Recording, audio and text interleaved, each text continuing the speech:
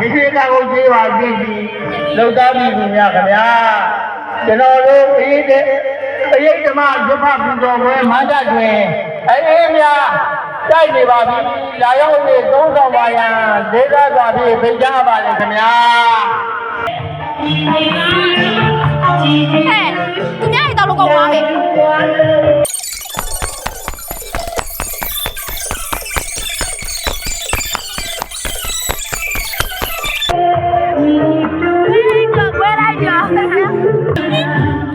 လက်ကူတော့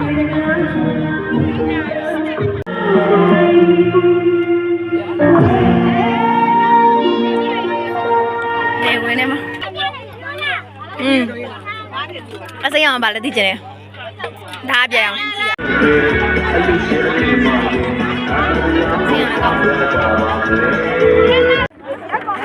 ဟိုဘက်နည်းနည်းဒီဘက်နည်းနည်းနီးနေ